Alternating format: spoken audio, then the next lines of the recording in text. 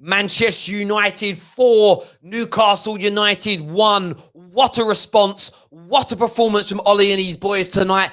Put your hatred aside. Put your agendas aside. The football was brilliant.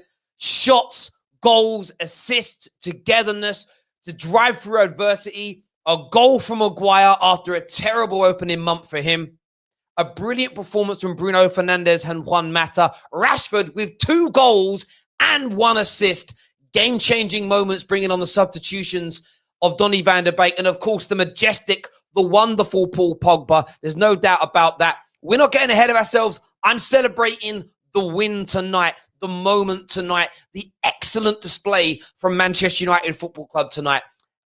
I'm worried about Paris Saint-Germain yet. I'm not worried about what the season's going to look like, but it was brilliant. Took us long enough to break them down in the second half, but what a display. Smash the like button, hit the share button as well. Manchester United 4, Newcastle 1. Here we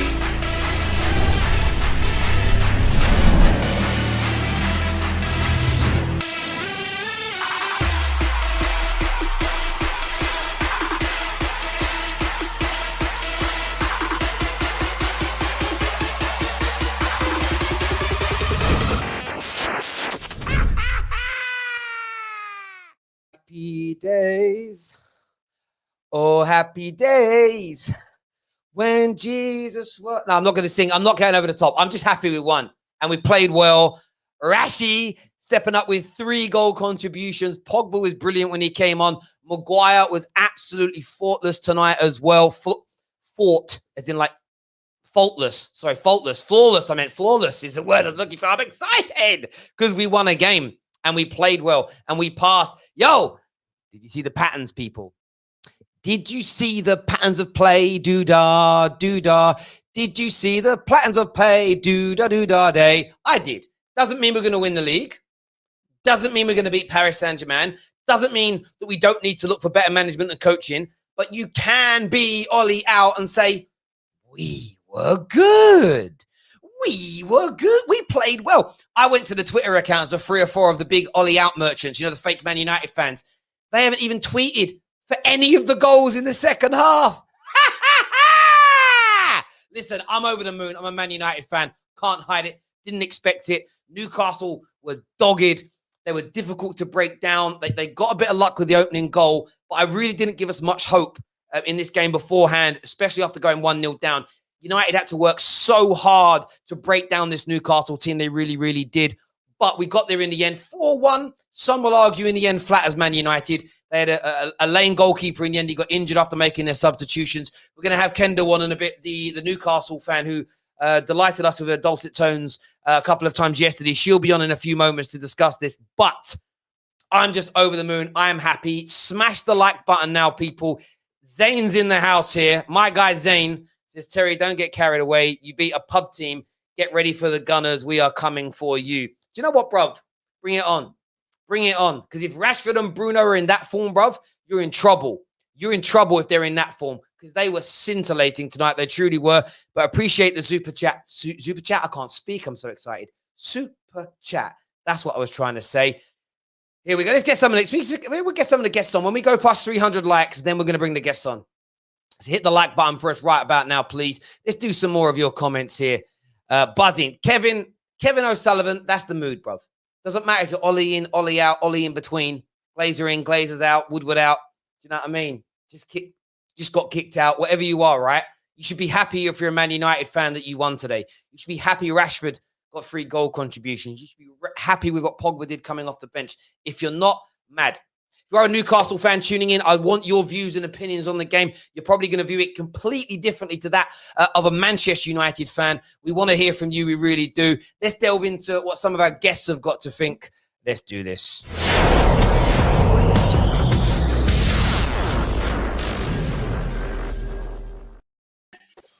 Yes, welcome everyone. Of course, Cameron and Elite KJ, everybody knows. We've got Kendall with us, Newcastle fan, back on the show again. You don't look very happy, Kendall.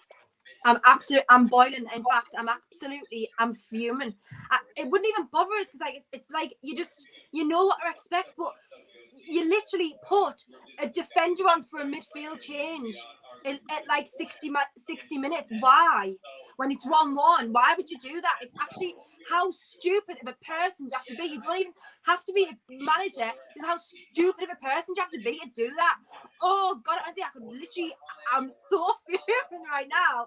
I cannot cope. I literally can't cope. I turned it off and then I've just seen it was 4-1 actually. So Yeah, I mean, look, 4-1 in the end. Some would say flat as Man United. We did have, I think, record shot numbers on like your 30 tonight. shots.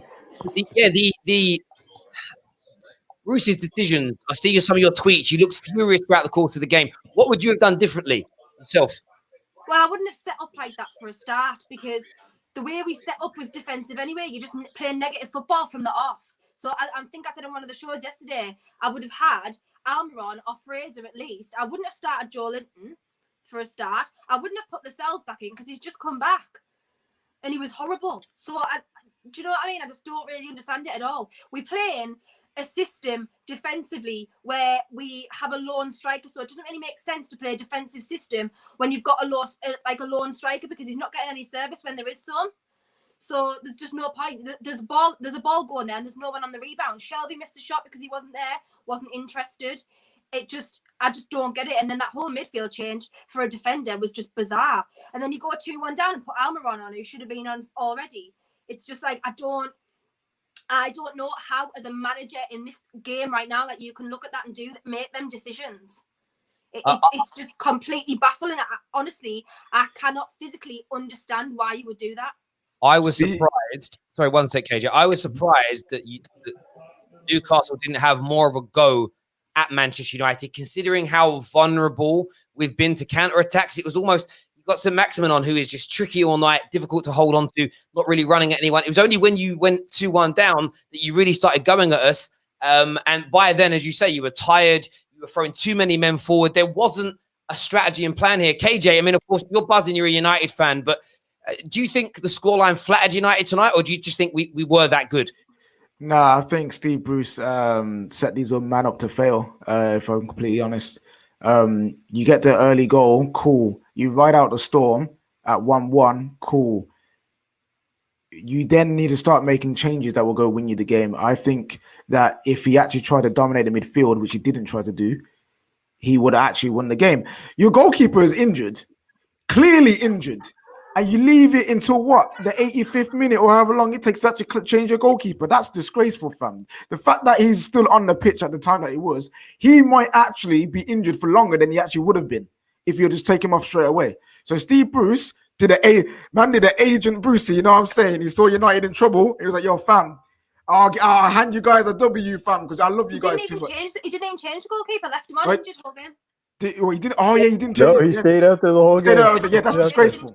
We've already got our number ones injured already, so you've let your number two get injured. All right, that's great news, Steve. Like, you've had that issue before though, where he's played St. Maximin for longer than he should have, and then he's come on his post match and said, "Oh, I'm really sorry that St. Maximin's injured because I've left him on 20 minutes too long." Nah, literally, Agent Brucey, fam. He just doesn't learn.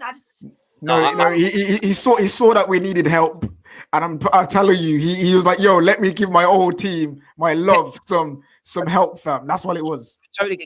Cam, from your point of view, mate, United had to bounce back. We were obliterated by Tottenham. We saw, Bruno was in the papers throughout the whole of the international break. Harry Maguire, I for one was like, he's got to be dropped. He's going to have a stinker.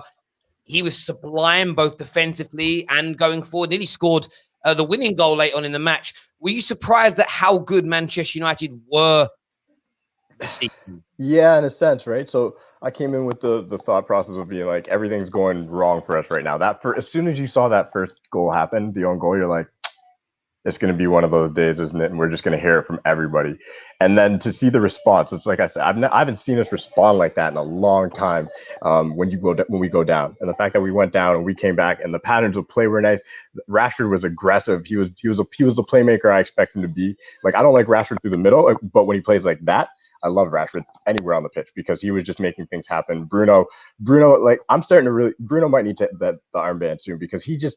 His dejectedness is not it doesn't turn him into a bad player. He whenever he's upset when a pass is missed or a player makes the wrong runs and he goes at his teammates, he then comes back and does something and he does it. He takes it upon himself. And that to me that's a captain. But the captain played well today too, right? You can't even hate. Like Maguire had a great game. The whole team looked nice. And I didn't expect to see the pattern to play that we saw today. I didn't expect to see that rebound. And even Ollie, when he brought on the subs, like I've said this before, when everybody was losing their minds about the lineup, I was like, guys, like we have PSG on Tuesday. And if I'm Ollie, unlike the fans, I'm not going into that game thinking, yo, we're going to lose that game. Let me try and win against Newcastle. What we did today is what we should be able to do all year. Like we should be able to go up against Newcastle, no disrespect, and say, we don't need to play Pogba. We don't need to play Greenwood. We should be able to do that and win these games. So the fact that he did it, and if we get any result against PSG, once again, Ollie, the great escape could happen. It could happen. Like I agree with you. Like he probably should be out because they want him out. But if he goes and does what he's going to do, like I can't hate. I'm not going to go against my team. I want my team to win. Of course. I said this. That's why I said at the beginning, right? I'm not getting ahead of this game. I'm celebrating this moment, beating Newcastle, playing well, scoring goals. Rashford, Bruno, brilliant. Many other players, excellent today as well. Is Ollie good enough to make us play like that consistently against the top teams? The answer is probably not. But to not celebrate like I've seen some fake Man United fans do today, barely tweet about when we scored goals. Not one guy, not one mention of Maguire all game after a flawless performance, getting us back in the game with his header. See, that's why I don't take those people seriously. They're the rats. They follow the Pied Piper. That's all they do. But Man United were excellent tonight.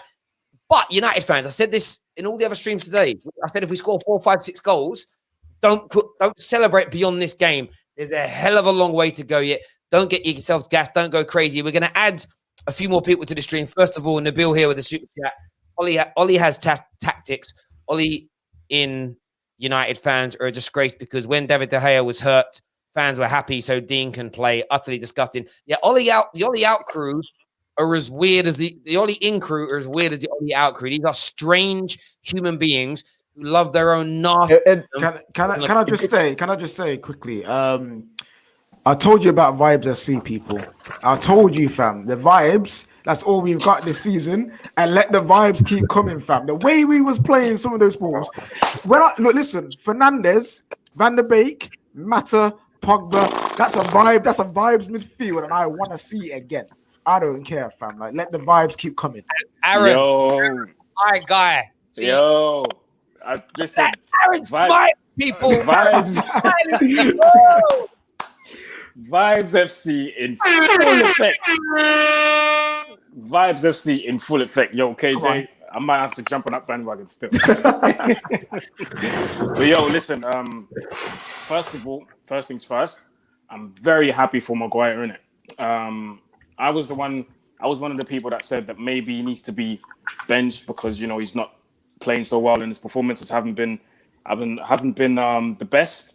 But today, he got the goal, and hopefully this gives him the confidence that he needs in it. Hopefully that gives him the confidence that he needs.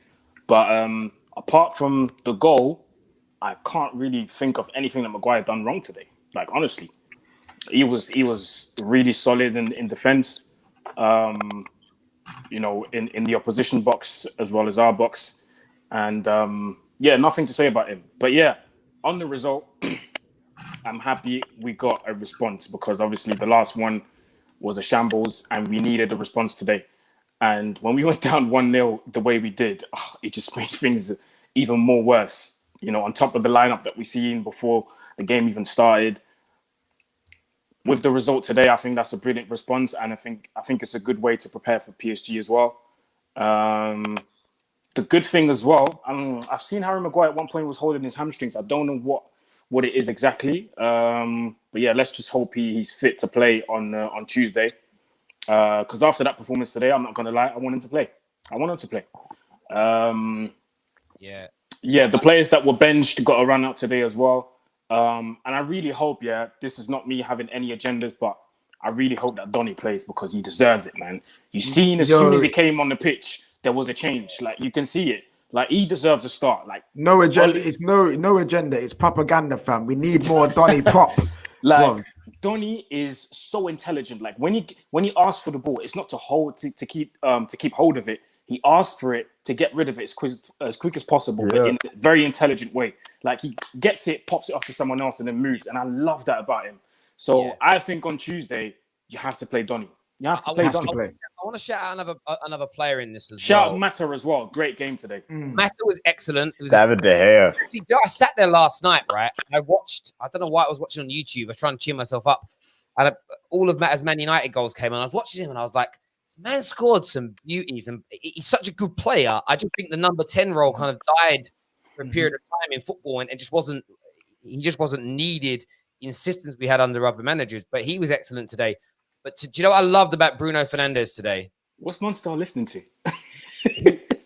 He shut down so many of the haters today, Bruno Fernandes, because his play was good. His passing was great. And I mean, the first goal that was disallowed, I mean, what a beauty that would have been. The whole finish, man. What a finish. That was absolutely amazing. And, you know, none of us were happy with that starting lineup that was picked. And barring Dan James, who I thought was about average all game, wouldn't say it was awful, just about average overall. The team actually played quite well. And I was a little bit shocked, especially after going a goal down, because I really thought Newcastle, when they got that goal up, were just going to really stick it to us and whatnot. From your point, we're going to go to Monster in a minute. Kendall, from your point of view, what's next for Newcastle? Who have you got coming up? And do you think this kind of result could be damaging for your season moving forward from a confidence point of view? I don't actually know who we've got next. To be quite honest with you, I don't even know at this point. The next thing that we need to do is get Bruce away. Thanks very much. Bye. Poching. Goodbye. Poching. We'll never get Poching. But goodbye. I'd rather have Tony Pulis at this point. I'd rather have Neil Warnock at this point. I'd rather have Jeff Stelling at this point in that dugout rather than him. Because it's like the game runs away with him. He doesn't even he just leaves all the decisions to Steve Agnew. It's just baffling. So why are you the manager if you can't even make your own decisions? I remember when we had penalties in the cup with Newport. He literally let Steve Agnew pick all of the penalty takers. What sort? All he cares about. He just wants to go for a pint with St. Maximin after the game. He doesn't care about how to play a game. It's hi Maxie, let's go to the pub. You've had a crap game. We've lost 4-1. Let's just go and have a pint. He doesn't care. Honestly, that's our next move. Just get him out my face, because honestly, I am so frustrated. I can't sit this whole season and watch that horrible defensive display of football. I can't do it. I have to say one thing, Kendall. You said yesterday you were looking forward to playing United because you're not scared of us anymore. I'm still not scared. I'm still not scared because we couldn't have done any more to give you that. We didn't even have a goal. You scored our goal. So what else could you do? I actually back her on that one. I back her on that. That man just laid over, fam. We literally was like, oh, there you go. Let's just play the worst football ever. I was about to try and banter you then, and you gave a certain look, and you just made me shit myself. So I thought, hey, these Newcastle girls, they don't ramp, fam. Here in 4 hours, she'll be on my doorstep. Like, what you saying? What you saying? Bang. No, listen. We've got a super chat I've got to do here. Massive donation from Zane, who's $48.99, which is such a weirdest amount of money. But thank you. He says, Lucy, you beat a pub team. He's calling your team a pub team, by the way, Kendall. He said your squad is worth double buy-ins, and look where you are. You rely on the path and Fergie made you. Manchester is blue, and you lost against London's third best team 6-1. Get ready to be terminated by Partey. Where was the way? Just forget that they lost today. That whole comment, but now he's like, he called you a pub team, and Zayn, fam, where was the party today, fam? Because I didn't see no party. I didn't see no party. The party got shut down. Yo, and it was lock off, fam. You got shut down, bro. There was no jelly and ice cream, bro. I turned up. There was nothing. Why do you have to go ruining the analogy, Terry? Man, me and Aaron there just like, yeah, lock off, shut down. And the man's like, jelly and ice cream. I don't talk like that, do I, bro? Do you know what I mean? This is diversity. Monster. Yes, sir. Obviously, your boy has dropped an absolute disaster class today. You threw away 2-0. In defense, not the attacking it. But yeah, go on. Bro, it's one team, innit? One team, one goal, one movement.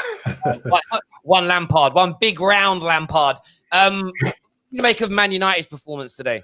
Listen, I was one of the people saying Harry Maguire should be dropped because listen, I might banter Man United and everything, but I'm an England fan and I support all English players in it. So I kind of wanted Harry Maguire to be dropped and just for him to get his head back to where it is, innit? Do you know what I mean? But, you know, watching him today, you know, we were saying earlier on that, you know, the best of players have had bad times. So your John Terry's, your Steven Gerrard, Ryan Giggs, when these guys have had bad times off the field, they've always put in the performance like they never had a bad time at all. You won't even notice on the pitch that they had a bad time. But for Harry Maguire to do what he did today, that shows me mentally, you know, he's strong enough to withstand all the nonsense in it. And for Bruno, what I would say is, Bruno, I think you guys need to make him captain, man. This guy right here, he's got to be. He leads this team like through all the nonsense. He's leading this team. He elevates this team to just different proportions. If you get what I mean. I feel like if you didn't have Bruno, Man United could be in more of a disaster than however you lot feel they're in right now, innit? So I think you lot might need to give him the captaincy, innit? But on and off the pitch too. Yeah, good performance from him. You lot done well. As for Newcastle, Kendall, that team right there, you lot, I don't know. I think you lot are just terrible, man. It starts from your fat boy owner. Yeah, I don't even know what to say about Newcastle. You know, they're just banter team, innit? You know what I mean? Like, no. We need them. Actually, we need them to keep doing okay and then get relegated in the end because I want Alan St. Maximin so badly. Oh yeah, don't worry. We'll use them as a confidence builder, innit? Do you know what I mean? We need ASM ASAP. Yeah. Can I talk about what Monster just said? Because I said it earlier. I agree with you on the Bruno thing, but no one's talking about what he did off the pitch too. A lot of the times we have all this conjecture, all the rumors around our team. When's the last time we've had a player take up an interview and literally silence the haters, being like, "You don't talk about my colleagues, don't talk about my team, don't try and bring hate." Like, just literally ended all conversation about him with a riff with it. It doesn't matter if it's true or not. He went out in the media and he made it clear to the world, being like, "You can't put words in my mouth because I'm gonna say these words." And that to me is also a captain. You know what's mad as well, Cam? Yeah, as soon as someone was saying, we was on the Gal stream and someone was saying that, Bruno's a fraud. And as soon as that person said that, or it was Prime that said it, as soon as Prime said Bruno's a fraud, he smacked that all in. Prime's in the back. I never said that. No, hold on. No, I never said that. I never said that. I never said Bruno's a fraud. I never said Bruno's a fraud. You didn't say it. Prime. You can sit there in the corner and think about what you said, Prime. Let me say something about Fernandes. 18 Premier League appearances, 11 goals, and 9 assists. 110% record in the Premier League of goals to game contributions. When he came here, he had like a 90% record at Sporting Lisbon. And everybody said it would diminish, it would fall away. And today, barring a marginal offside, he scored 2 absolute worldies from open play. And the work him and Rashford and Mata were doing was excellent. Bruno Fernandes is a leader, he's a match winner, he's a goal scorer, and he's what I told everybody. He is the best attacking midfield player in the Premier League. And when he finds his feet and our system clicks, and whether that's with this manager, maybe the next, dare I say, this guy can play ball, he can pass. Not as good as KDB, but when it comes to scoring goals, when it comes to getting assists, he's going to outstrip him. The geezer is an absolute phenom, a phenom. And anyone that calls him a fraud can sit there in the waiting area and wait their turn. Do you know what I mean? No, I feel like Monster set up Prime there. I don't think it was actually. No, Prime, go watch the stream again, bro. Go watch. I have to go back and watch that because that's fraudulous Prime coming out if that's true, bro. You know what I'm saying? But let him defend himself. Let him defend people on here. Cam, thank you very much for coming on the show, having your say, mate. Thank you. Aaron can come back and be. I'm not sure where he's gone to now. We're going to throw in Devil in the details. We're going to throw in Prime as well. What are you saying, Devil? Sorry, I was trying to get my light on my conservatory. Sorry, bro. I just came on for Monster, innit? I thought your blip was against West Brom. What happened today, bro? You know what? Yeah. You know what? Yeah, what? You know what? Lampard needs to answer these questions for you, bro. Oh, Lampard does. So when we lost 6-1 to Tottenham, and I said to you, fall back because it's one of them seasons. It's too early to be gloating like this. Do you see now? Do you see what I'm saying now? Do you see it? I don't. Yeah, I'm listening. I agree. Monster, before you go, I just want to say this to you. Chelsea and Chelsea fans are paying for your crimes, bruv. You have done this to these man. You blood. I still You. listen. You know what? After I'm watching, praying for you because you're jinxing your own football club. no. After watching, I can't stay long. Let me just say this. I missed the game today, but people who I know that are tough on United, I'm seeing them say we played well. So I'm happy that we saw that. Meeks on our preview, he was saying he wanted us to go a goal down because it would tell us a hell of a lot if you want to go down, and responded. I was like, no, I don't trust these boys. I don't want them going to go down. They want to go down. They responded. From what I'm seeing, the performance was great. Glory, glory, Man United. Kendall, nice to meet you. I'm sorry, we're meeting like this and Newcastle lost. Welcome to the Football Terrace community. Monster, I'm praying for you. Monster. Terry, love all you guys. Prime, don't backtrack. Whatever you said backstage, say it on camera, bro. I'm gone. Cheers, brother. Thank you. Monster, I'm getting interference from your end, I think, or somebody's end. I'm getting interference. I'm not too sure. No, it's not me. It's not me. It's not you. Prime, what you been saying about Bruno, bruv? I came on Yeah, here. Prime. You guys hear me? Yeah. I came on here a few days ago and I backed Bruno. But what he said in the media. So I didn't call him a fraud. I'm talking about on the Gal stream, bro. When we was on the Gal stream. No, I didn't call him a fraud.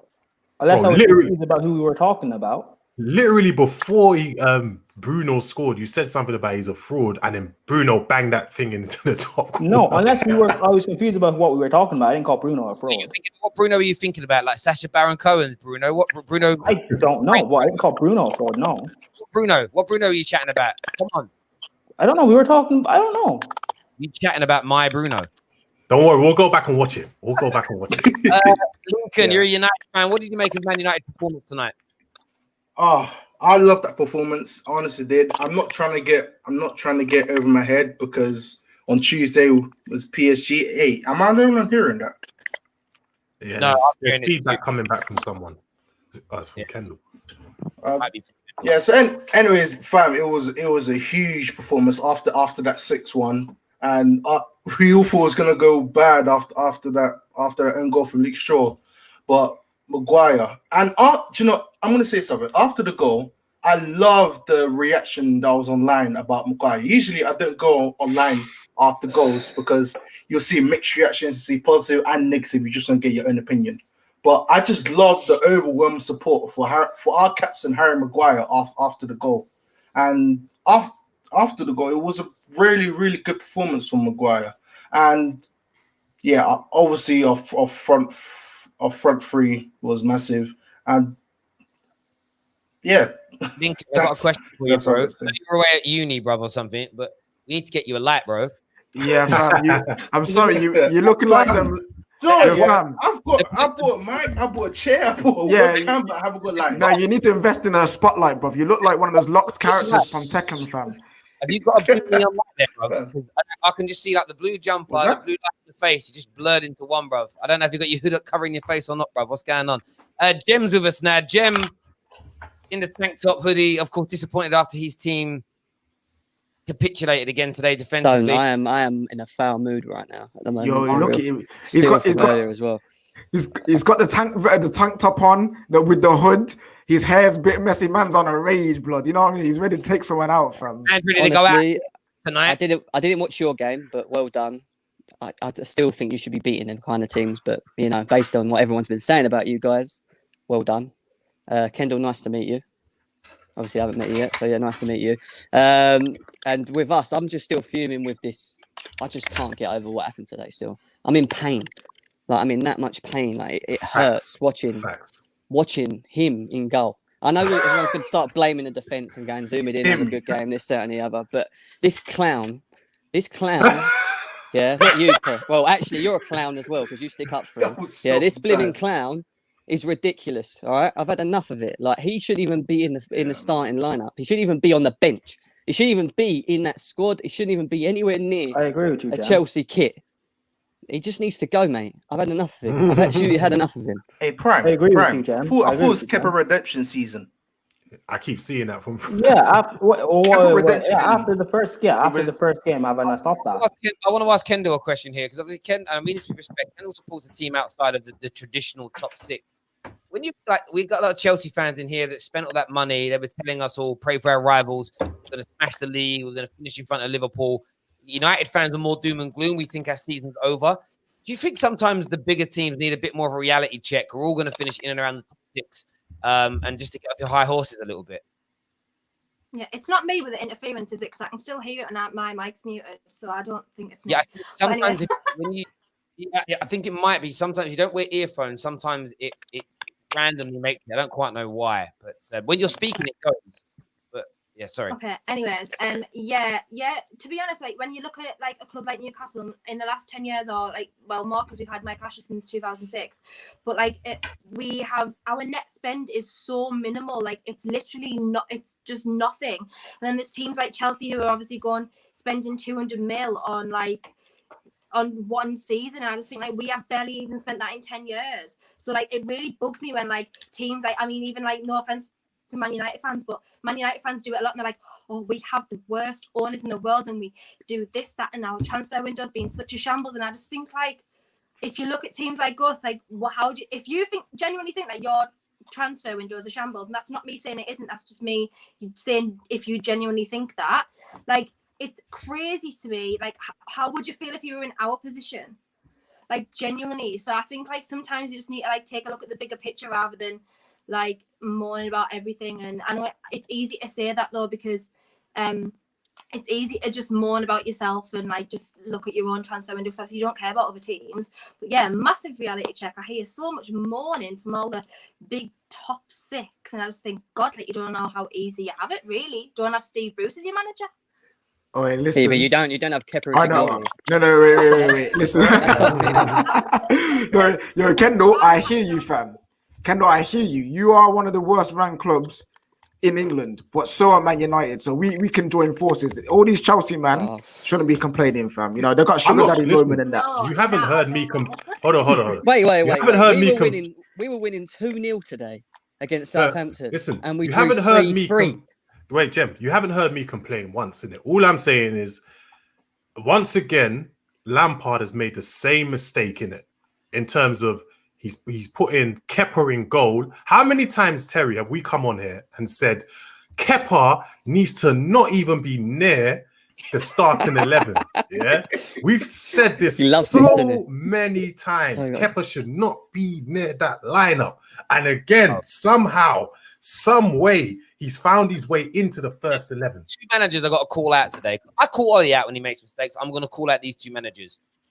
Fat Frank, sorry Frank, but you are right. And I can say that because I've got a fat Frank. I'm allowed to call someone fat because I've got muffin top, bruv, when I'm on my skinny jeans. I can use that phrase. Frank and Jurgen Klopp. Why do you both persist on picking trash goalkeepers? You have a man in the academy, a lady in your female team that will do a better job in goal than Kepa and Adrian. And then they make mistakes and you blame referees, you blame this, you blame that. I'm sure there's a Scouser somewhere blaming the fact that the weather's turned cold. Nonsense. Your managers pick trash goalies, they concede easy goals, and then you want to blame, Van Dijk. Yeah, it's a terrible foul. Pickford should have been sent off. Yes, there was an offside. Yes, I'm sure some referee decisions today went against Chelsea. But the 2 biggest culprits today were your goalkeepers, and your managers picked them, put it on them. And Anita was in the background.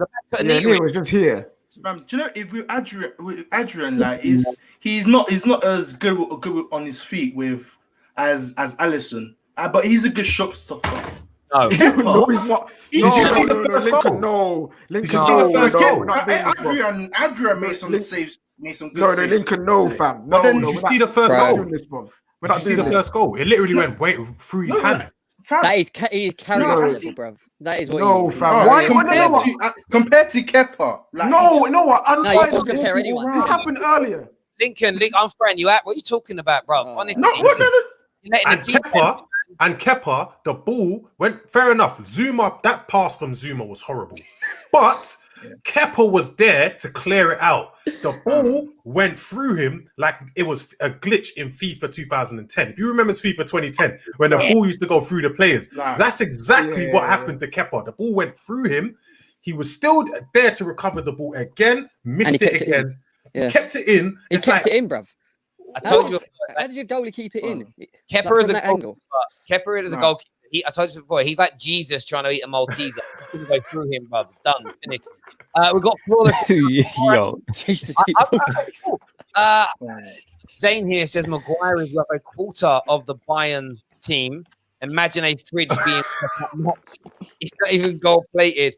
Do you know what? One thing I'm going to say, Zane? It's not about value. It's not about how much it costs. It's about your valuation. Trust me. Alphonso Davies cost them what? Like nothing, and yet he's worth 150 million. So it is what it is. Flawless is here with the new mic. This is what happened. You invest in a good mic here. Flawless, what did you make of Man United today? Yeah, the new mic's fire. I can't even take credit. My big bro got it me still. But this new mic's fire in it. It is fire in it. I need to get the beard trim to match it and that, even though I've got it set up wrong, but it is what it is. Bro, I can't even see your, mouth, bro. I can't even see your mouth. Yeah, that's good, man, isn't it? Look, man's still here, you know what I'm saying? And that, nah, man, I've got the thing, you know, like the old commentators and that, you know, the John Watsons back in the day. Yeah. Man, I'm trying to be like Terry, but in terms of the game, I haven't been that happy at a Manchester United performance in a long time. Like, I can't remember the last time I was that happy about a performance. We dominated the ball, dominated possession, created so many chances as well. Not only did we score 4 goals, we missed the penalty. We had 2 cleared off the line. Rashford had a 1-on-1. Mata had a couple half chances. So did Dan James. So it's like we had 25 plus shots, however many on target. And that's all I've been crying out for is when we have a better team, and we do have a better team than Newcastle, we treat Newcastle like they're Newcastle. Like, that's how we should be. No disrespect. That's how we should be treating teams like that with the quality we have. As you've seen, like everyone's, even though Bruno had his moments where he's giving the ball away, Rashford with a few loose touches, but everyone played well. I think I tweeted it when I spoke about Luke Shaw. I said, when Luke Shaw's playing 1-2s on the edge of the opponent's box, you know things are going very well. Like, so you know things are going extremely well. So yeah, I'm very happy with the performance, and I hope we can continue that. But it just goes to show, I say it all the time, the caliber of player we have, we should be doing that to teams like Newcastle. Like I said, it was 4-1 and it could have been more. No one, like I said, 2 cleared off the line and a penalty. You know what I'm saying? That's 7. 110%. And that's you know, 7. It is. And Luke Shaw was very good today as well. And Luke Shaw was very good today. I want to give him Telles? Was Telles on the bench today? Or not? Yeah. Was he? I was about to allude to. This is... But all the Brazilian players came late from international. So okay, I didn't know that. The point I'm making is, this is what you want to see from your players. When Telles comes in, I want to see Luke Shaw step up. Like Rashford today got put into that central striker role. I don't think he's a central striker, but the man got 2 assists and a goal, and he assists for Bruno. The reverse pass to Bruno was a serious pass. Like if KDB doesn't reverse like that, everybody's stalling over it and retweeting it, etc. He was excellent today. Bruno was just out of this world today, and it was interesting because it's one of the best with, you know, once they settled in the game. Tomane and Fred, their partnership went back to as good as it was before lockdown. You know, in that double pivot together.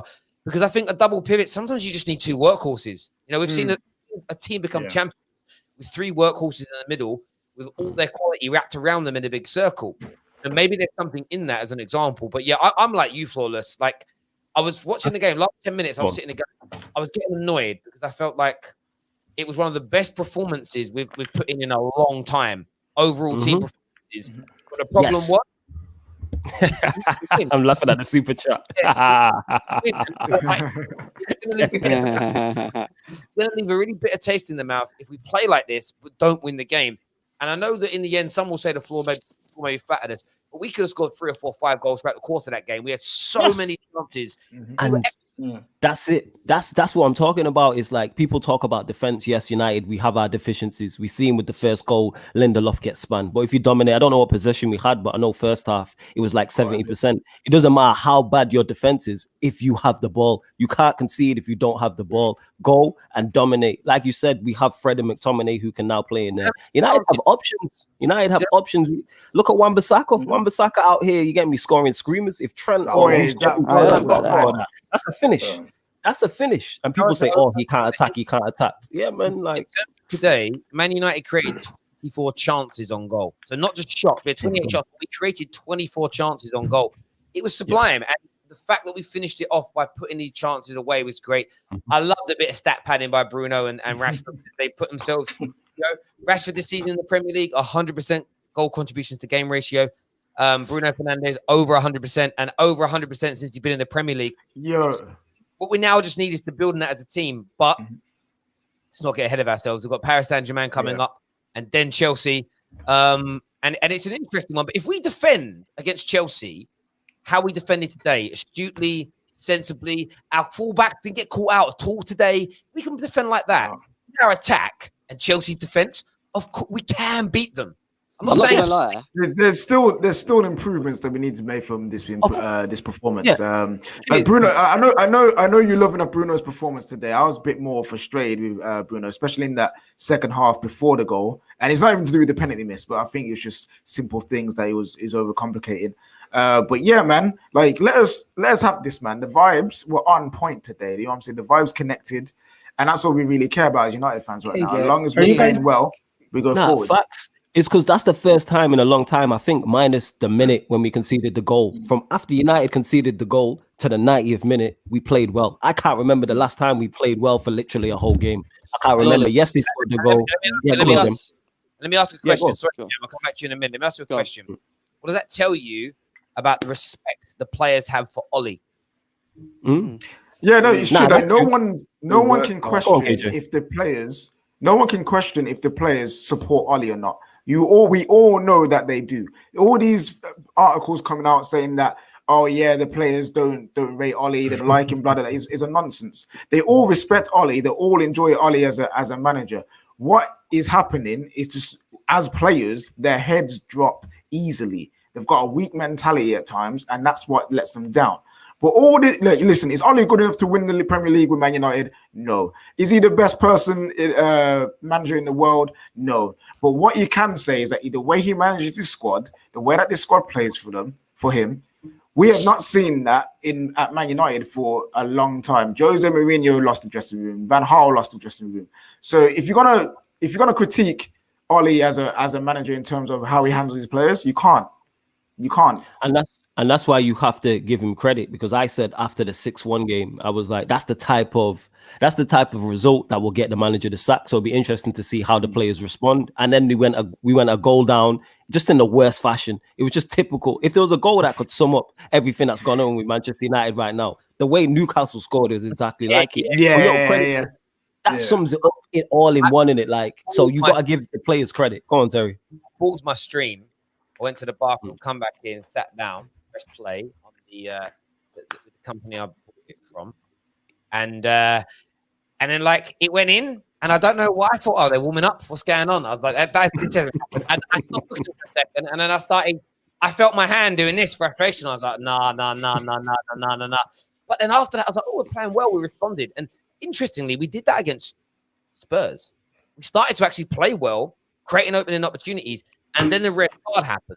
And that's why I was maybe more frustrated after that, because we could have come back in that game. There's no doubt about it, because all teams have been susceptible to concede goals this season, unless you're Arsenal, because they don't attack. You know, they just sit and try and nullify things. And I just think that, look, same as KJ. Is Ollie good enough to make us a Premier League champions? I really don't think so. Has it been a tough 2 weeks for him? The club's been talking to other managers as his replacement and giving him a 5-game ultimatum: win these games or you go. It's not a conducive environment for him to be successful, but I will celebrate every time we win a football match, no matter how we win it. And when we play like we did today, I can have a few beers tonight, I can watch Match of the Day, and I can relax. There's a comment just there, Danny, Devil in the Details, and he says that, so can we talk about Rashford's intelligent runs in behind? He's lethal. How good, KJ, did you think Rashford was today? I loved Rashford today. Yeah. I swear that MBE gave him powers, fam. Like, he has come back firing. I can't like before lockdown or after lockdown, sorry, we was all questioning what's going on with Rashford. He doesn't look fit. He doesn't look up to the pace. Is the pressure of helping the nation's children weighing on it? We got all these questions. This season, he's come back. He's fit. He's firing. He's running at players again. He's no longer stopping the ball on like in between the box and the halfway line and trying to do a diagonal ball. He's doing what he does best, and we're seeing the Rashi that we love to see today up front. This is one of his best performances I've ever seen him play up front. In terms of he ran into the channels well. He held the ball up well. Like the way he assisted that Bruno Fernandes goal. When we did the build-up play, it was beautiful. Donny van der Beek, shout out to him, my guy.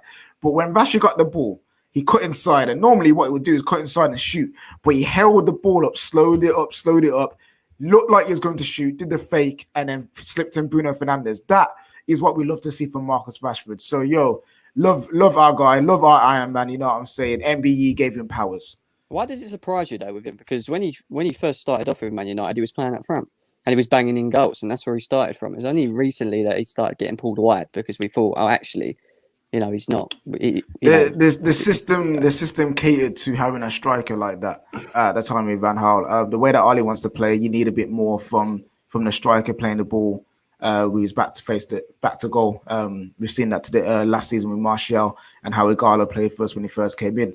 Rashford isn't a striker. He's an out-and-out winger either. He's a forward. He's like a forward player. That's the best way to describe him. Yeah, fair enough. Flawless, looks like you want to say something. Go, fam. Nah, I was letting you go in it. Again, I don't like jumping on people. Obviously, you lot have probably touched on it already, but I was really pleased that Harry Maguire scored as well. I thought he played well, but I was happy he scored. Subdued celebration, because if I was him, I would have had something written on my t-shirt underneath, grabbed a microphone, started effing and jeffing into the camera or something like that, because the abuse and criticism he got recently has been way over the top. Do I believe he's a world-class defender? Absolutely not. But is he as bad as people have been making out? No. And I think performances like today show that. He was solid today, and that's all we want from him. He was solid today. He got a goal. He does need to get more goals as well, but it was a good set piece from Mata. And I want to say shout out Juan Mata as well, because I thought he was very good today. The way he linked play, him and Bruno linked up well. Then Donny came on, and the same thing happens. He might not have the legs, but he's still technically good enough to pick up intelligent spaces and make the correct passes. We looked to fret the whole game. I'm just gassed we looked to fret for so long. Yeah, played well. I was actually going to ask the Chelsea fans. Go on. What are you going to ask us? I was going to ask the Chelsea fans. The midfield and the players that you saw there. So you saw Van der Beek, you saw Bruno Fernandes, you saw Mata, and you saw Pogba. Those midfield players there, the way that we played, is that more threatening, would you say, to play against than when we play Martial, Rashford wide, Greenwood wide, and maybe a few of those those players, Matic in there as well? I'll be more scared of Martial, Rashford, and what's his name? Greenwood. I'll be I'm not gonna lie. When especially last season post lockdown, when I saw those guys, I was just like, wow. That's a fair comment. That's a fair comment. I thought, these guys here, if they continue to play like this, Man United would not only be a threat in the Premier League, they'll be a threat in the Champions League next season if they get in. Do you get what I mean? So, but you lot played well today. When you lot come against us, I am going to still say, we're going to win. But if Lampard goes with a stupid selection like he did today, then it's going to get scary. Do you know what I mean? No, just hope Mendy's fit, bro. That's all you got. No, Mendy won't be fit. He's already confirmed Mendy. So let's forget about Mendy. Otherwise, don't sit here and say anything other than. But hold on. Mendy's not fit. Okay. But the issue is that Mendy's not fit. Thiago Silva came late from the Brazil camp. Okay, rather you've got who are you going to choose as your centre back? Instead, Lampard goes with Christensen, which we all raved about Christensen a couple of weeks back, with the terrible performance against Liverpool, but he still used him anyway. Mason Mount, I don't mind Mason Mount playing, but if you're going to play Mason Mount, put him in the middle. I don't want to see Mason Mount playing. Lampard did two stupid things today. First of all, he put Mason Mount instead of Hudson-Odoi. Second of all, he played Mason Mount in Christian Pulisic's position and pushed Pulisic onto the other wing. And it's you actually did that just to accommodate Mason Mount. What? It's just like how Southgate put Mount on instead of Jadon Sancho. This is criminal, bro. It's getting criminal now. They love it. What's Mount doing? It's looking more and more. It's looking more and more like they just want to play Mason Mount. Pulisic on the left, Pulisic on the right, Hudson-Odoi on the right, but then you have Mount on the left. It's they just want to play Mason Mount. He's got dirt, man. I won't say it's going to ruin him. He's doing something. Gal, you've just witnessed a proper attacking team play football. None of this pragmatism, none of this sitting behind the ball against low-level teams. It must have been just an absolute relief to watch a game of football this season where a team attacked, opened the team up, and were defensively sound at the same time. How good were Man United tonight? Okay, yeah, you guys were good, 100%. And you know what? This is what I expected. I expected you guys to win this game. And you know what? Everything go back to normal. And then the next game you guys face PSG. And you know what? If you guys win that game also, and then do something against Chelsea, Ollie might have just turned around his season and he won't be getting sacked. In another season where Manchester United are going to be up and down, and I would love it. But at the end of the day, I'm going to big up you guys for your performance. And you guys did well. You performed when you had to. And Bruno Fernandes, he's a beast. And statistically, if he keeps it up, he's gonna be a monster for the next couple seasons. And we will have to start comparing him to Kevin De Bruyne. But for now, did he miss a penalty? No, forget about his penalty. No, did he? I don't know. I didn't see it. Yeah, No, he did. He did. The one thing I want to talk about is, why don't you guys think about moving Luke Shaw into a center back role? No, because I think he would work as a center back. No. What, in a 2 or a 3? Wait, Igala, you talk. I know you're very smart. You talk about in a 2 or a 3. I'm saying, if you guys are going to be playing, if you guys play with wing backs and you use a 3-4-3, okay, it could work. That can work. Yeah. I'm just making sure. You know why it is? Because people come out with some wild stuff, so that's why I just had to make sure. In a 3, it makes sense. I just making sure you wasn't saying in a 2. That's all. That's all. Seen Tierney do it, and he's like, maybe Shaw can do the same. No, because Shaw is a better defender than he is an attacker. No, he ain't. No, he ain't. The opposite, mate. I don't know what you're watching, bro, but Luke Shaw is a good defender. He's just Luke Shaw, bro. Like that's all. Do you know what? As well, luckily, Man United won. If Man United didn't win, you know, Man United fans they would have gone after Luke Shaw. Like he would have got it today, man. You know what? He played well today. Give him his due. Like he was positive today. I couldn't believe it. He was in the like, box this guy 3 was times. In the box. This guy 3 times in one game. Running forward. This guy was putting crosses in the box, playing 1-2s on the edge of the box. I was like, check Luke Shaw. Like Tellez really lit a fire under him. That's what that is. That's like his positions on the play. It wasn't great today. I thought it was good, but like Lindelof, there was a few times where we had counters against us. There's one where Callum Wilson was one-on-one with him, size him up in the box, and I remember just thinking, no, we actually done well. Like everyone was good today. Like genuinely, everyone was good. Neeks has joined us. I know Neeks will want to talk United, but I did want to have a quick sort of 10-minute chat about a certain loser pool today. Neeks, first of all, give me your reactions to Man United laying down their marker to win the league. Can you hear me? Yeah. Oh man, get out of relegation. Can you hear me? Yeah. Listen, I think that was a good performance. The actual performance that I wanted is the exact performance I wanted, because I think Danny said it earlier when we did our preview. I said, if you can guarantee me a 3-4-1 win at the end, I want this team to go behind. I don't want us to go 4-0 up and then Newcastle get a 4-0 and get a late consolation. I want to see if this team's actually got the mental strength to come back from what's been a terrible start to the season. And the start that we had to the game, that could have been a catalyst to really for us to go into our shells, our head to drop and end up losing this game. And the fact that we came out in the way that we did, not just in terms of getting the result, but the performance from the moment that goal went in was the performance that I want to see from Man United. We were on the front foot. We were positive in terms of our running, the fullbacks, the midfielders. Mata was brilliant. Like a baller is a baller, no matter how old you are. And you saw the way that Mata, Bruno, and then Van der Beek came in, the way they were linking up. Intelligent footballers just can play together. And I was so happy to see that the drive and the fight was there from the team. And it showed me and told me that these players ain't giving up on Oli. These players haven't, because you don't do that for 88 minutes if you don't trust, if you're not backing your manager. And there's so many different points in the game where we could have kind of thrown the towel. I said, going 1-0 down when we did. The penalty incident in terms of missing the penalty, but we kept going, and I actually only got the second goal at 85 minutes, which meant we actually kept going. Solskjaer, listen, I wasn't happy with the lineup. I looked at the lineup and I thought, this is a terrible, for man, it's a terrible lineup.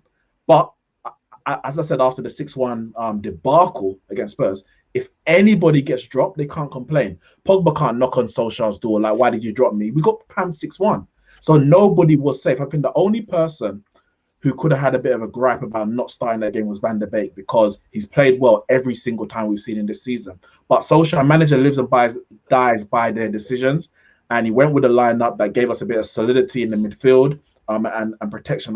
Going back to basics, and the front players had to do what they did. And Rashford, in that number 9 position through the middle, very good performance. So I'm happy. We're happy with the result. It's the start of a massive month for Manchester United, and it's the way we had to start as a comeback after the 6-1 defeat to Spurs. Mate, I think you're absolutely right with everything you said there, mate. There's no doubt about it whatsoever. And I'm just looking here, just at some of Bruno's key metrics so far this year, man, in the Premier League. 4 games, 2 goals, 2 assists. So 3 goals, 2 assists. He's the second most creative player in the league with 3.5 chances created per game. The only person creating more opportunities than him per game has been KDB, who's in at 4.7, which is obviously very, very high. But, he just started the season so well. And listen, we've all still got our opinions on Ollie as to whether he can take us forward. But when the team purrs, you'll see these players do what they need to do. And, I think what I was really happy with some individuals today, like I've already said, with the Rashfords and the Brunos and the like, is they get so maligned for little things. There was a pass that Bruno paid. It was like a half volley with his right foot. It was brilliant. That went out wide. There was a through ball that was played. And I think it was Mata that got onto the end of it. He tried to play it back in, that cut 3 or 4 people out. Like, people act like he can't pass, and he's just a tap-in merchant and a penalty. And that's why, as well, I don't care how he scores. I'm so glad his goal was in open play as well. Yeah, same. It was. He can do facts. Also, I can would we actually go on. Sorry, go ahead, KJ. Yeah, so can we have a little respect? KJ, one sec. KJ, before you go. Yeah. KJ, before you go, I got to shoot off anyway, but salute to you as well. Big up for having me on as always, Terry and that. But salute to all you, man. Yeah, respect, man. Yeah. Can we have a little love and a little moment to appreciate the beauty of a player that is Donny van der Beek? Because for me, he came on and changed it. The way he kept the ball, he's so intelligent. The way he was moving, the way he was keeping the ball.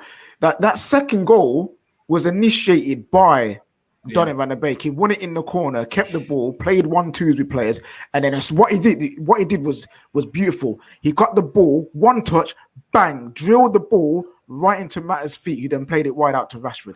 See that? If that was Dan James, if that was anyone else, they take an extra touch.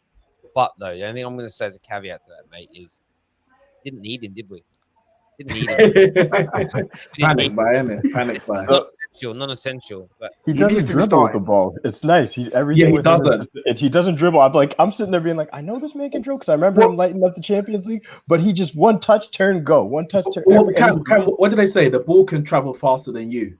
So if you keep the ball moving, you'll get from back to front quicker than you could ever do with the ball at your feet, and that's the education, I guess, that he's got where he's come from, isn't it? But I think it was a good performance from 2 minutes on, man. Absolutely, guys. I want to speak Liverpool for a bit. Where's the gal? He was so sure that Arsenal were gonna win because De Bruyne was injured or something like that. Well, I wanted to ask him if he'd actually been negative about his team after that result. Was he negative or was he still positive? No. It's ridiculous. No, he still was finding all the silver linings. Exactly. Everything crazy. But I want to pick Liverpool for a bit. They dropped points today. Didn't lose. It'll feel like a loss to them. I know Rat came on and said that. The offside, look, I mean, it's harsh. It is harsh. The line say it's offside, and the line says it's offside, so it is offside. Yes, Pickford should have been sent off for what he did to Van Dijk. Terrible. It looks like a terrible injury to Van Dijk as well. He's going to be out for many, many months. Do you think Liverpool, though? I mean, they're getting protests and they're getting petitions done as they would do. They're demanding an inquest into VAR and everything else, which you knew was always going to happen as soon as a big decision went against them, as opposed to for them. I only messing around with AGT. Alex, he did a thing saying football's gone. Basically, after that decision, I'm like, brother, how many did you get last year that benefited you? I never saw one post on your channel that said football's gone, football's finished. It was top of the league, mate. Now football's dead, lad. You know what I mean? And it's like it's over. But do you think Liverpool fans complaining about the refereeing decisions, VAR, do you think it's papering over the cracks that they've conceded 13 goals already this season? and that they're being opened up at will like a hot knife through butter. Do you think Can I just speak on that? Monza, let me just say before you go on, just to add to the stat, they've actually conceded the most goals of any Premier League club since the restart. So it's not just this season. Since the restart, they've conceded the most goals. That's it. That's what we need to focus on. And that's a great point. So I remember at the beginning of the season when I spoke about they were averaging almost 2 goals per game conceded from it isn't even then. You go back to February before lockdown, and the goals they were conceding and how they were playing. Liverpool have been average as an elite level team since February, losing to Atletico twice, scraping past West Ham and Bournemouth. They've had a handful of good performances and good results, but they are chipping goals left, right, and centre. Is there something wrong, Nicks, with Liverpool Football Club? Listen, they've been playing at such a high level for the last, let's say, 2 years, because pretty much since Van Dijk came in January 2018. So let's say right from January 2018 through to January 2020, when we're talking about where you think the decline maybe started, so February onwards, that's 2 years. And that's, remember, it's Klopp's kind of style of football, which is already very heavy metal. Plus, it's Championship, Premier League, Champions League winning form. You can't sustain that. It's not realistic to sustain that kind of form for 3 years. Fergie did it twice, but even then, you see in the latter years that the gap between him or the Man United and the rivals get closer and closer and closer until the 4th year, they lose the title, and then he has to go again. He has to reinvent the wheel. So Liverpool have dropped off. Now they may end up have 80 points, 86 points, and that might not be enough to win the league.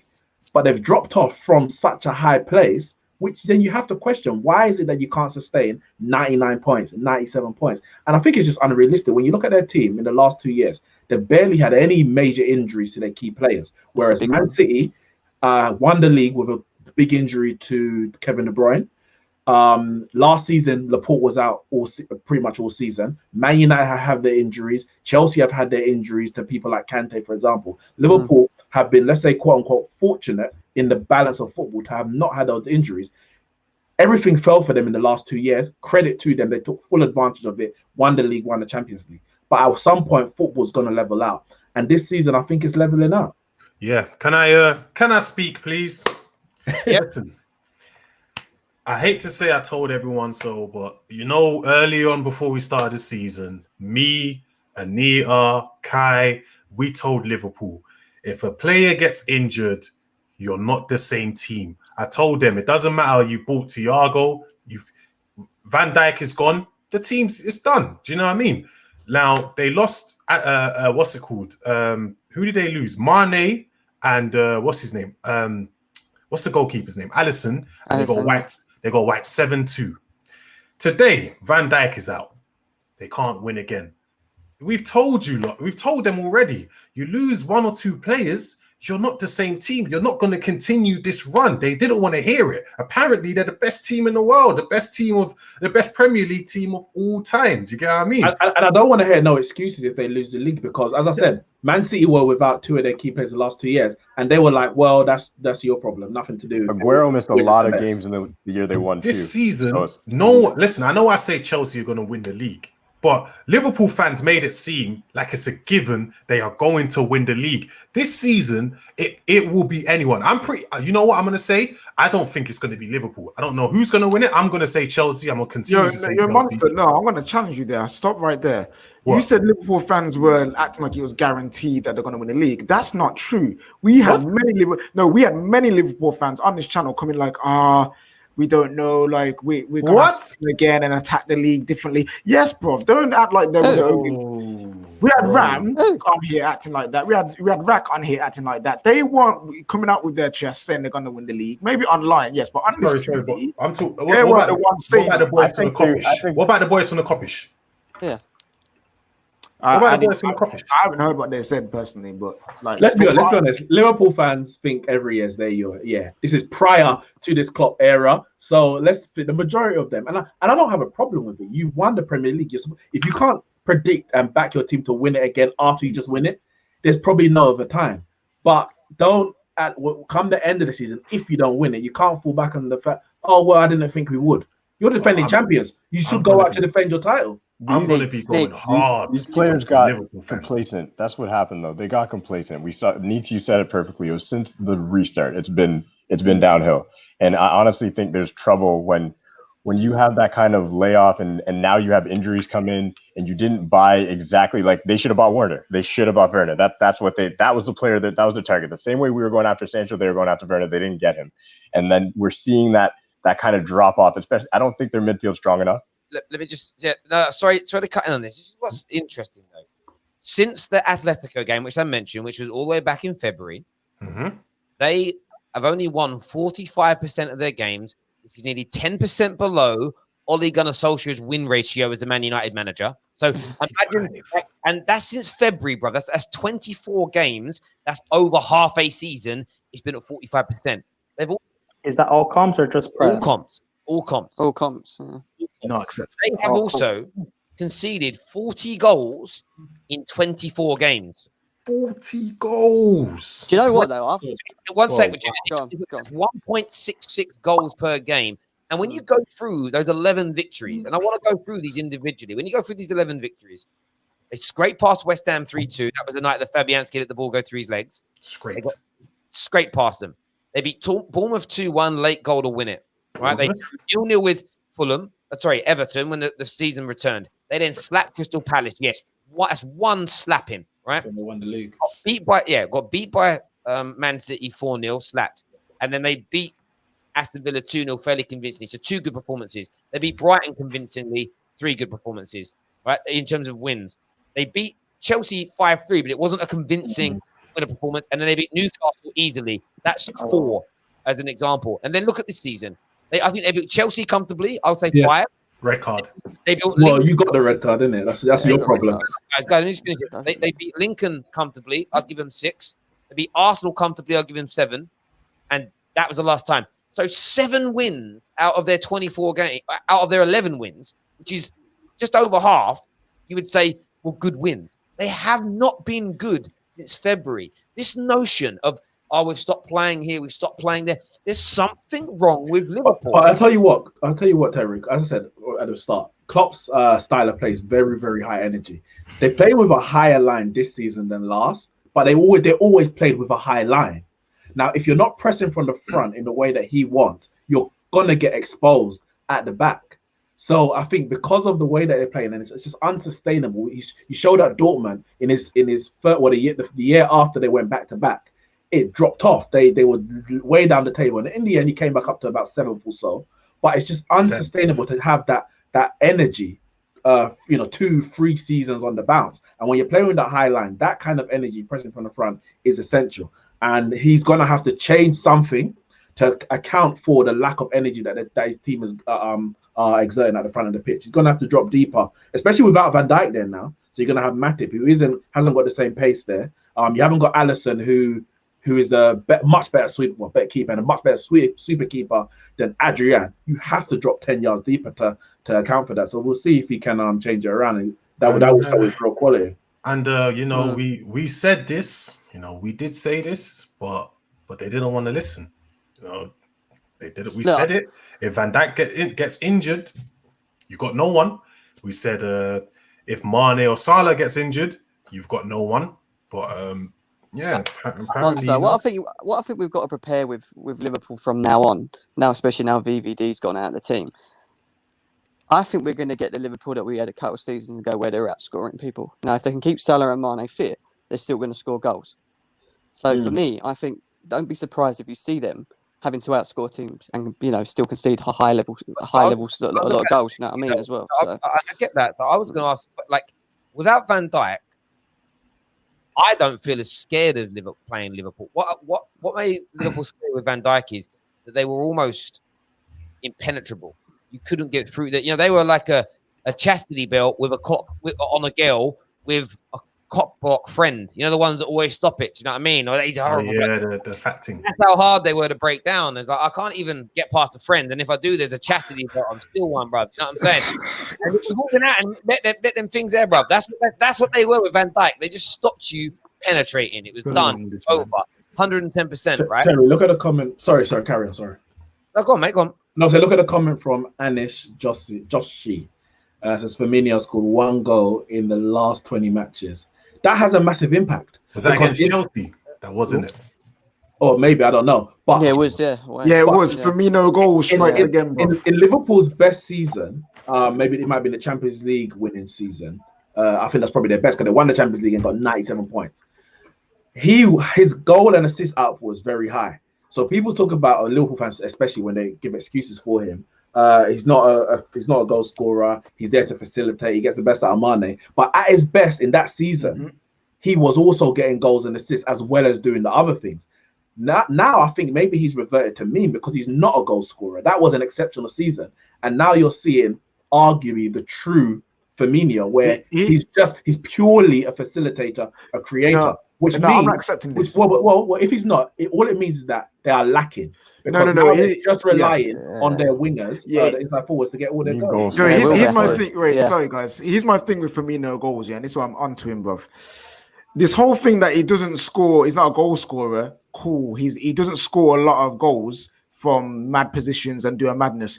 But my issue is the positions that he's missing from, the opportunities that he's missing. Yeah, that's the issue. It's unacceptable. I see him because he's not a goal scorer. He's not good enough to score a certain amount of goals in the season. I understand. I understand a certain amount, but the chances he's missing are simple shots that you put on target and you score. He is missing them. He's not even getting them on target. And that's my issue. That's why I call him Firmino goals, fam. Yeah, but even if you give it to him on the line, man will try and do a no look shot and miss, bro. Like I can't. I'm sick of it. I'm sick of the excuses. The point I'm making is that he is not good enough. He's not good enough to be. He doesn't have to be their main goal scorer, but he's not good enough to allow Mane and Salah to carry him completely throughout the whole season. He has to contribute more. I don't care whether he's an attacking midfielder by trade. Your front three have to get your goals, and it's really just 2 out of 3 getting them. What's interesting about it is this. One, I said already. I excuse the analogy, but they were impenetrable for a long time with Van Dijk, and they're not now. And they've been penetrable with him for the last 6 months. Without him, I think it's going to get worse, and you're going to score goals against them. People are less scared. The Firmino thing, I said it before. Every Liverpool fan defended him when he wasn't scoring goals, but they were winning. Remember, it took 28 games last season for Liverpool to drop 5 points. Yeah. Take 5 games this year. They are going to feel that pressure because it's unnatural for them. And if he doesn't scoring goals and they keep conceding goals at the same rate, you suddenly start to see Liverpool fans turning on Firmino. I've already seen it. They already have. Haaland would be a good signing for us. Maybe a goal because they know they need a goal. Well, that's why they wanted Werner. They were desperate for Werner. And that's the problem. Not getting Werner, now you're going to see them turn because it's going to be like, look, I mean, Werner already has more goals in 3 games than Firmino does. And he does have that kind of ability to play across your line. So missing out on a player like that when it's clear Klopp saw this coming. Like he was trying to get the player in. He went and got Jota for a reason. Like he saw what's happening, and you cannot have a front three like we're saying that where your center forward doesn't score goals. I don't care. I don't care how good of a facilitator he is. And as well, right? Is this the Coppish boys are bang on. They're perfect. Every other Liverpool fan, James that we had on Redmond the other day, I think he's quite level-headed. But like a lot of the other guys that have been on the show and other Liverpool channels I watch, and there's just no panic, guys. We're fine. Nothing's going wrong. Everyone's hating on us. We'll be okay. Some of these guys are living in cloud cuckoo land. Cloud cuckoo land. They for whatever reason, they feel like it's all okay. It's almost like they want to bury their heads in the sand. It will all be okay. You can feel them praying. Please be okay. I remember when Drifty said it, and he was shot down by Liverpool fans when he said, "Look, we've got problems here. Like we haven't been good since February," and everyone's like, "Shut up, mate." It's the truth, and you can't ignore. Start with Chelsea. This super chat talk about how many goals Chelsea have conceded, and it is true. Chelsea can't, in normal circumstances, can't win the league conceding this amount of goals. The only way you're going to win it this year is if everybody keeps conceding crazy amounts of goals, and you just finish on top of that bunch. But if Chelsea could fix their defense and start conceding just less than a goal a game would be nice, then you've got a big chance. But at the moment, it's too high. Like, you can't keep clean sheets. Werner would have to have a Van Persie. Werner would have to have a Van Persie-esque season for you to win the league conceding at the rate they do, because that's what it took for us to win the league when we were conceding goals in 2013. But hold on. What people are not realizing is, obviously, yeah, we did draw. We didn't lose. People making it seem like we lost. We didn't lose. We drew 3-3 today. Fair enough. But you've not taken into consideration two of our most important people in that defense were not playing, in Thiago Silva and Edouard Mendy. So of course that's going to happen. You're starting to sound like a gal, bruv. But Monster, we can do this all season with every team. Oh, that person's injured. That player injured. Chelsea's no. I'm not talking about. But the Chelsea's issue ain't the fact that Mendy and Thiago Silva weren't playing. It's really not. Let's be honest. You were 2-0 up. You came back to 2-2. Then you took the lead. And then you went back to 3-3. Thiago Silva wasn't there last season. So what are you basing him being there is going to change? You have no idea. On the debut, you conceded 3 goals. The same crap as last. I am going to quote Prime because Prime was right on this, and all you man gave him hella stick, bruv. Hella stick for it. Prime said this: Kepa is not our only issue. Our defensive structure is the issue, and you man were getting onto him, calling him a Kepa sympathizer. No. And now look at it, bruv. Hold on. I gave Prime stick because Prime said Kepa has improved this season. That's what he said, and I said Prime. And I also give went back on that, so that was wrong. What I've been saying all along was he's not the problem. Our defense is also an issue. But that's not what I gave you said. No, I said stop. Prime. Because you also backed because you also backed Christensen in the first few I did back first game of the season. Yeah. And now and when I said he's not a good defender, he's terrible, you came at me. Now you see he's a bad defender. Hold on. Prime. I only came at you because the videos are out there. Yes or no? Wait, hold on. The videos are out there, yeah? I only came at you because you said Kepa was an improvement. No. In that stream, we were asking you. Oh, with Christensen, yeah, I'm not gonna lie. Christensen is my favorite. I'm not even gonna say a lie. He's my favorite Chelsea defender because I think of him. He's my favorite defender, and he's probably our worst defender. He's a bum. I'm not even gonna sit here and lie. He's shown time and time again. Listen, the issue with Chelsea's defense. Yes, you can look at the individuals. You can. But it's systematic. Collectively, it's an unbalanced team. Yeah, it's to do with the coaching and the tactics. Last season, I said it at the start last season. If you think all your defenders are bad, which a lot of you talk to half Chelsea fans, they're like, Zuma, Rudiger's bad. You talk to another half, they'll say Christensen's bad. We need to get Tomori. Some will say Tomori's too inexperienced. One of the big issues was that Lampard didn't know for himself what his best two were. Forget his least worst two. If you've listened to me speak over the last 2 weeks, I said this over and over again. I said, Lampard, pick your defense, pick your four, and with your goalkeeper, and stick with them. The problem is, you've been saying this for the past 2 weeks. I've been saying this since last season. But hold on, yeah, exactly. You lot have heard me say this, innit? Today we had Christensen and Zuma. Last week we had Zuma and Thiago Silva. The week before that we had Zuma and Tomori. It's like I'm angry because I just wanted to pick a back four, and that's what I wanted to be. Last season with Man United, most Man United fans, even probably till now, maybe not after the 6-1, will say Maguire and Bailly should be starting when they're fit, or Tuanzebe last year, whatever, but he's injured. Solskjaer said, for whatever reason, injuries, whatever, my defenders are Lindelof and Maguire. They have their faults, and those faults will be exposed. But what you're not going to get in terms of conceding goals is a lack of communication, structure, a lack of cohesion, whatever. That is never going to be the reason why you concede the goals, because them as well as the goalkeeper have that understanding. When you're chopping and changing, no matter how good your defenders are, you're always susceptible to concede goals because of a lack of understanding and communication, because there's just no familiarity. So if all Chelsea defenders are bad, it doesn't matter which two you pick. Just pick two and stick with it. And listen, I don't think they're all bad though. I'm just saying certain pairings. Monster, you gotta look at this though. Arsenal have worse defenders than Chelsea, do they not? Yes or no? 100%. 100%. Okay, they do. So this is the thing though. Mikel Arteta, as much as he's got his faults as well, he's changed the defensive structure of the entire team. and they're now leaking less goals. So this is what I'm saying. The defensive structure of Chelsea, as much as you guys are trying to play more expensive football, fine, but you guys still need to fix the defensive structure. It's a bit different when you play a back three and two defensive midfielders in front of them. You're gonna leak less goals regardless. It's a training thing too, though. It's a training thing too because of the pressure. Because think about it. It doesn't matter what structure you play with. That donut in goal, he's going to concede goals. Stop making up crap about defensive structures. You've been leaking. You've been leaking when Caballero was in goal. Monster and Gem, I have a question for you. I have a question for both of you. Do you guys feel comfortable when you're not in possession? 1 second, guys. No. It depends on who the defenders are.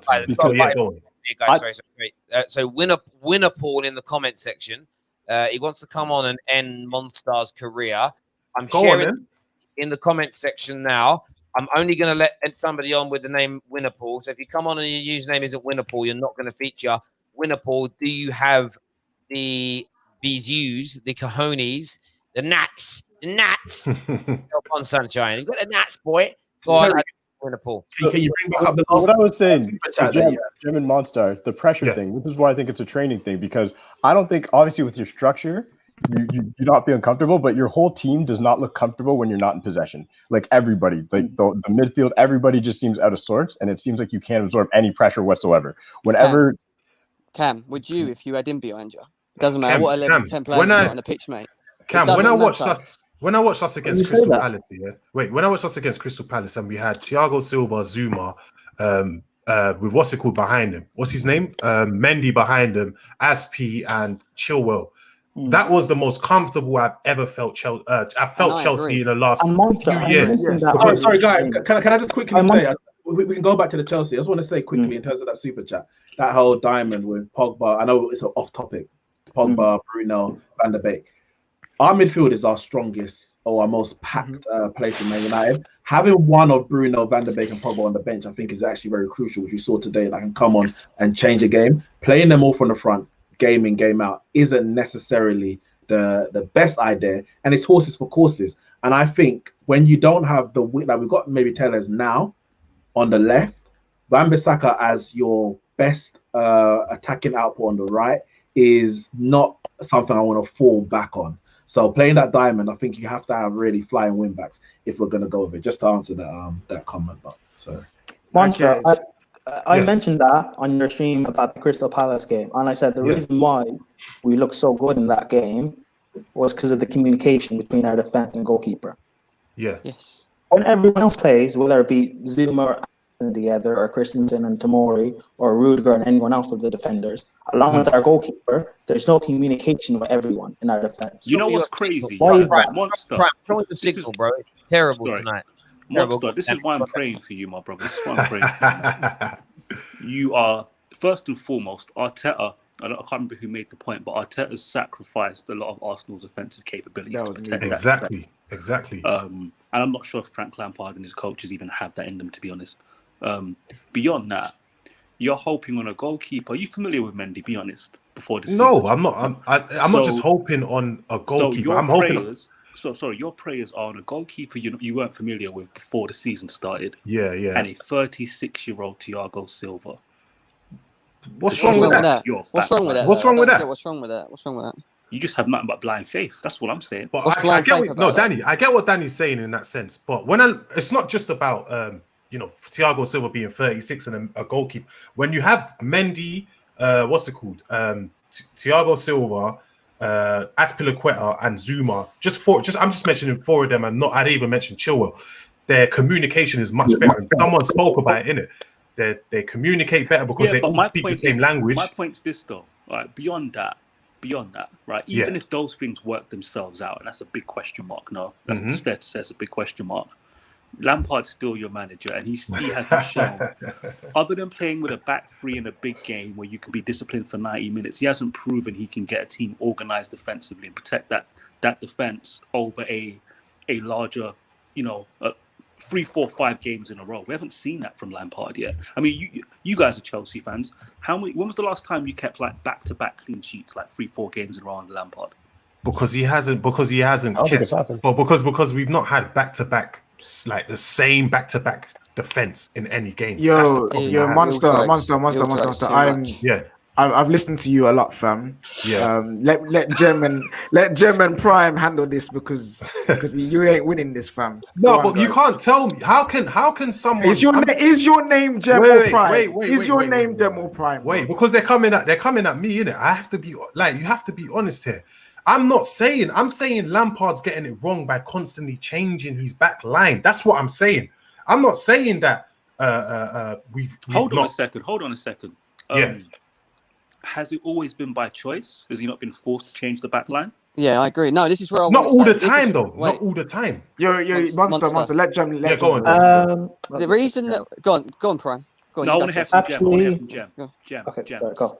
The reason why Frank Lampard's not found his best back four is like you just there is because there hasn't been any standout consistency player in that back line that's shown that leadership skills, i.e. Azuma, Rudiger, where we can say, right, play him. Every player that's played last season for Chelsea did not perform to a level over a course of, say, 5 to 6 matches. They might have played well for one game, but the second and third game, they were shambles. Yeah. And that's when he had to then think, right, it's not working. Let me try this. Let me try this. Yeah, and that's what he's been doing, and that's what he's still doing up to now. And his biggest problem... He can't do that. No, you can't do that. His biggest problem he's got now for me is that now he's got all these players, he does need to find stability, which means he does need to stick with a 2. And we have to listen. When it comes to Kepa, I know you're saying blind faith and we don't know about Mendy, but bruv, please, you saw it today. You can't get any worse than that. They were basic. I didn't see the game, errors. but I know Kepa's. I know Kepa's. Basic. So when you say errors, which apart from the second goal. Which ones do you think? You should have saved that third one too. The third goal. I've seen it all. The third one. I'm trying to think. The second. No, how was shocking. Walcott's could have done better. How can you call it? You can't blame that had to be the slowest shot. It was the slowest shot I've ever seen in my life. Yo. And the Vestergaard headed it. He could have done better, Neeks. Come on. The slowest header though, man. Come on. I feel like Second goal 100% because he made 2 errors in the one build-up for the goal. Look at the saves we saw today from DDG. Like, he should have saved that third goal, man. Come on. Yo, Prime. Guys. Prime, let Prime have his point. The thing about centre-backs, you're saying he has to find the best partnership. That's due to the fact that he hasn't given it time. Last season, Christensen and Rudiger were injured at the start, so he had to play Zuma and Tomori. And we saw a bit of a partnership built between them. And it lasted for like about 10 or so games. And then Rudiger came back from injury. And that was around the time Chelsea fans were saying, oh, he's our best centre-back. He's a leader, yada, yada, yada. And he was at that point. Rudiger. No. Prime, Tomori got injured at that point. Tomori got injured. But hold on. Didn't you finish your season with Rudiger and Christensen as your centre-backs? But they were terrible. But they were... No. But before Rudiger got injured, he was in form Prime. That's why we were relying on him to come back in and fill the boots, and he never did. No, I'm not saying that. I'm backing my point in saying the fact that he's always changing his defense. He hasn't allowed a consistent pairing. If all our defenders are terrible, fine, management. cool. I've been listening to the chat now. Sorry, Prime, for like 20 minutes listening, and it's like, yep, Kepa's bad and defenders are bad. You've got to take a leaf out of United fans' book here. I'm talking to sensible United fans. Like, some of this is Lampard. It is. I'm not saying it's not. And that's because he's a fledgling manager, and you're always going to get this. But listen, boys, I thank you all very much for coming on tonight. Well done to Man United and Ollie for the best performance of the season. Listen, guys, I got 2 announcements before I go. First thing is follow the Clips channel. You know what it is. Football Terrace Clips. Get on that. We want to try and get 5K subscribers, people. Let's get on there, please. And also, Sunday night at midnight, new show coming out. It's going to be a good one, rounding up all of the Premier League action and also maybe highlighting the games on Monday. You know what it is. The guys, it's going to be a appearing. mixture of Bay Station and football. You guys are going to love it. Are you releasing the title? Oh, listen, the title ain't getting released yet, but all I'm gonna say is we're not box to box babes, but we might have a babe on there. We don't know who. Don't ever call me. Don't ever call me babe again. Don't ever call me babe again. Terry, can we just say that Winnerpool is an absolute bottle job? He's been spamming the chat for weeks, and he hasn't come on yet. He's a bottle job. I hope everyone in the chat get onto him. He's an absolute bottle job. Defense bottle job. Listen, everyone who tuned in, thank you. Take care.